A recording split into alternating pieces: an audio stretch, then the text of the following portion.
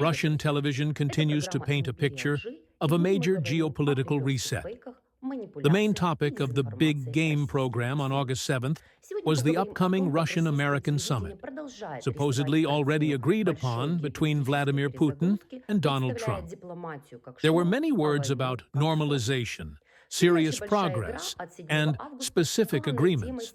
However, if you look more closely, it becomes clear. This is not so much about diplomacy as about a carefully constructed performance in which Ukraine is an extra and Europe is a spectator in the gallery. The Kremlin is writing the scenario for the meeting Putin's aide Yuri Ushakov confirmed on the program. The meeting between Putin and Trump is being prepared and will take place next week.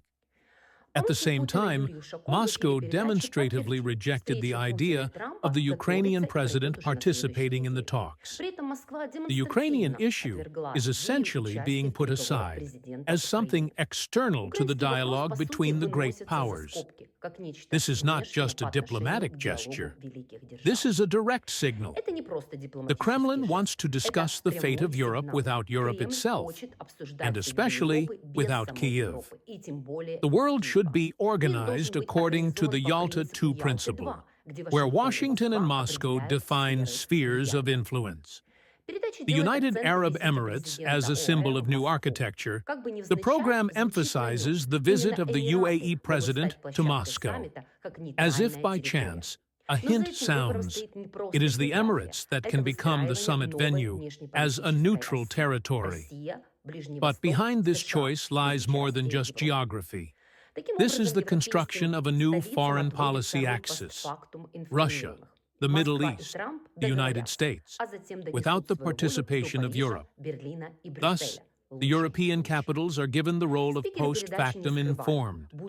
Moscow and Trump will agree, and then convey their will to Paris, Berlin, and Brussels, in the best case.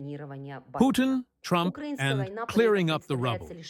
At a more expert level, I would say that, in my opinion, there is indeed serious progress.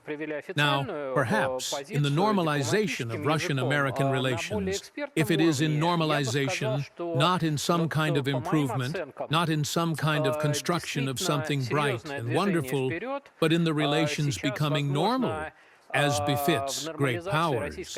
And there is a great deal of interest in this. You said that perhaps the United Arab Emirates could be considered as a meeting place.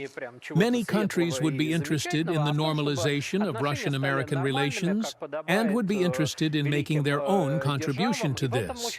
This is the position that the Trump administration has held until recently, that the Ukrainian issue is a kind of entry ticket to the normalization of Russian-American relations. By and large, this is a dead-end position. It is clear why Trump is clinging to it. He is under a lot of pressure, but progress is necessary. The program's speakers make no secret of the fact that the upcoming meeting is an attempt to revise the entire history of Russian-American relations, from Obama's rubble to Biden's concrete pouring. The Ukrainian war is presented as just a tool, an obstacle that prevents Moscow and Washington from returning to high politics. It is important to note, no self-criticism, no mention of Russian aggression, international law, or Ukraine's sovereignty. Only complaints about Russia's infringements and reproaches against past American administrations. The Kremlin wants to regain its position as an equal superpower without changing anything in its own aggressive policy.